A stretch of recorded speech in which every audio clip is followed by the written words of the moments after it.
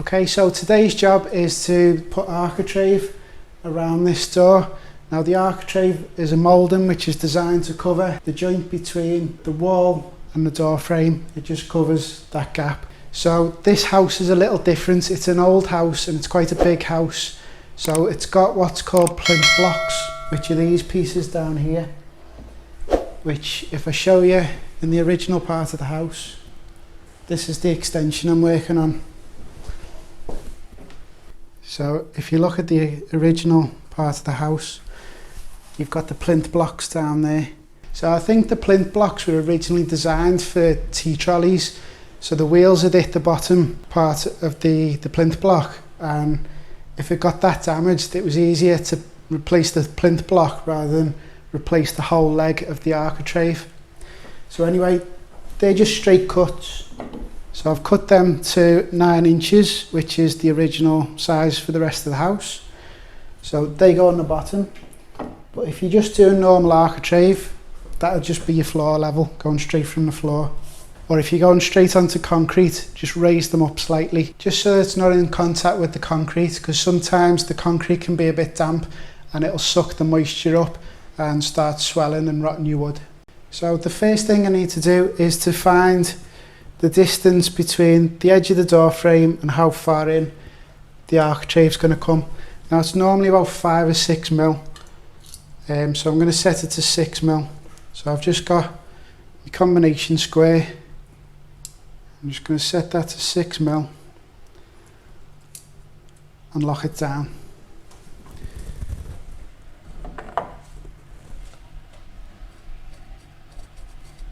So then I just mark that in the corner.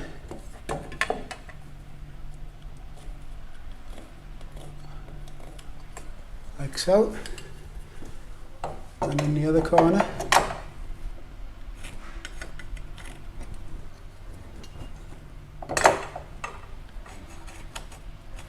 Like that. And that's the distance where the architrave's going to be. So I put this door frame in and I know that that's perfectly square. It's exactly 90 degrees. But most door frames aren't, especially on old houses. They've subsided a bit and that'll be well out of square. So you can't always just do a 45 degree mitre there. So the way to find the angle is get a piece of your architrave. This is the piece I've cut for the head. You need to put another little mark there so we can keep this parallel with the door frame.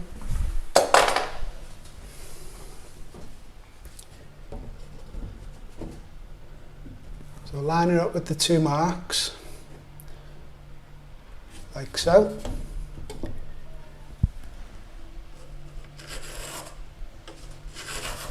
And draw a pencil line there.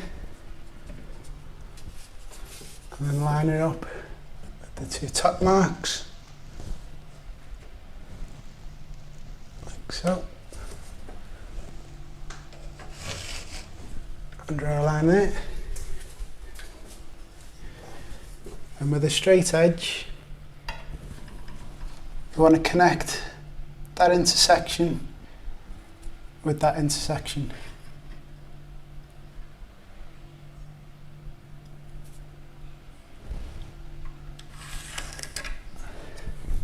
And that is the angle you want to cut your architrave to. So them marks there give the length of your pieces. So I'm going to start off with the top one.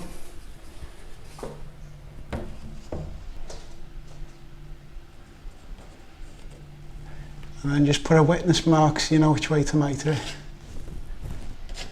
Match your offcut. Same on the other side. That way, offcut. And then do the same with your legs as well. So I'm putting mine on the plinth blocks. If you're not having plinth blocks, you just put it on the floor.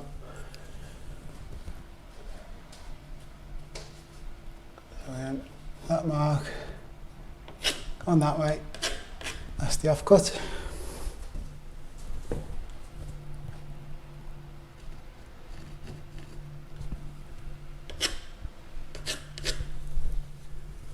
So remember, them two angles are going to be different. So you need to set your sliding bevel to that angle and cut that piece and the corresponding piece and the corresponding angle on the top piece. So it'll be that one and that one. And then I'll come back, reset the angle for that one and cut that side and that leg.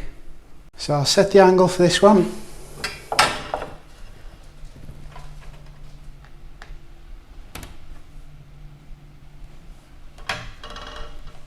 Lock it down. And I'll take these two pieces out to the chop saw and cut them. So I'm cutting this one and this one. Don't get them confused, otherwise your miters won't line up. So I want to cut this direction. So I'll swing the saw around that way. First of all, I'll line it up with the line of the table, because that should be quite accurate to the blade. And I'll lock that down and I'll pull the saw down and just check against the saw blade. So if you haven't got a miter saw like this, you can always mark the angle on the architrave and then cut it with a handsaw, but I like my power tools, so this is what I'm going to use. So that's my mark that I'm going to cut to.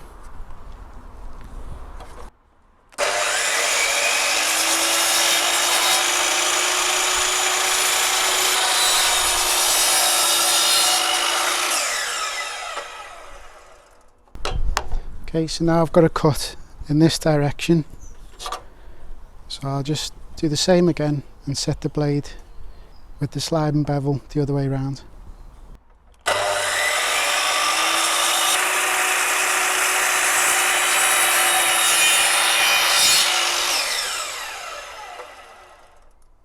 So the 6mm mark that we've done at the top, we've done it close to the middle, and then we'll do one round by the floor, just so we can keep the piece straight and parallel to the edge of the door frame.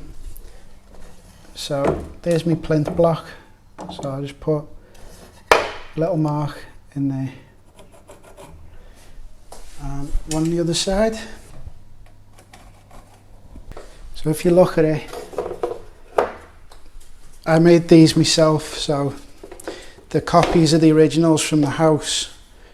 So if you look at them, that's the architrave, that's the plinth block.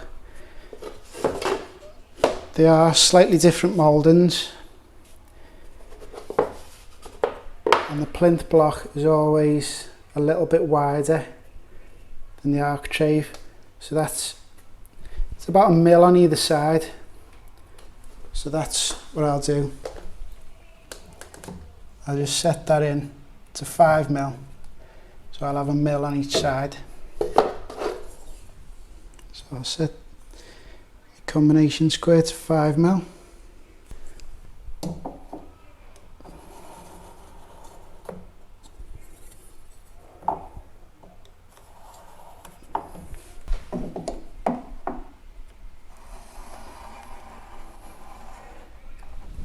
So now to fix them on. So I like to use a little bit of no nails or grab adhesive, and I've got a nail gun attached to a compressor, but panel pins would work just as well, or oval nails if you haven't got a pin gun.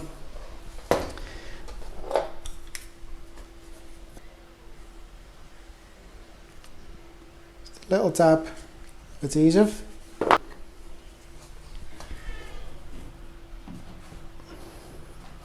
Get it parallel.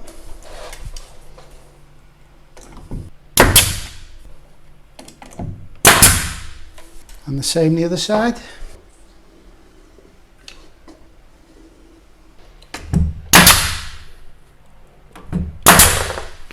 Okay, so same again with the legs.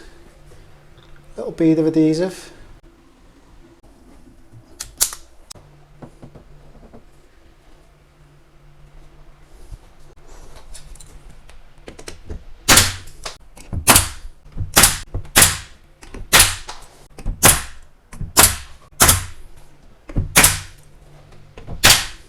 Before I put the other two on, I like to do a little dry fit just to make sure everything's right.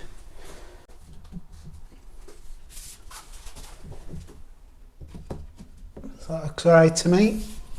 So I can go and put the adhesive on these two pieces now.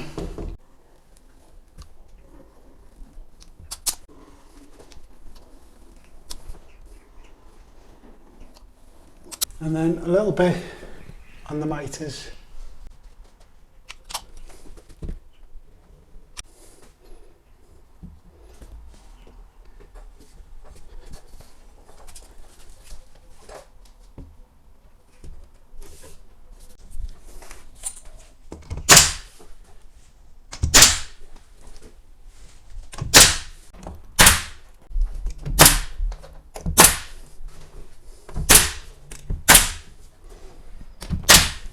And then you want to drive a nail down through the top one into the leg, just to keep them connected and flush.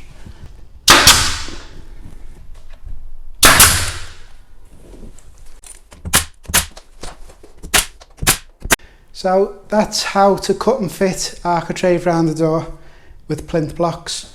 Now all I've got to do is fill the pinholes, give it a coat of paint, job done. So I hope you enjoyed this video. If you did, please hit the like button, and if you haven't already, please subscribe to the channel, and I'll see you next time.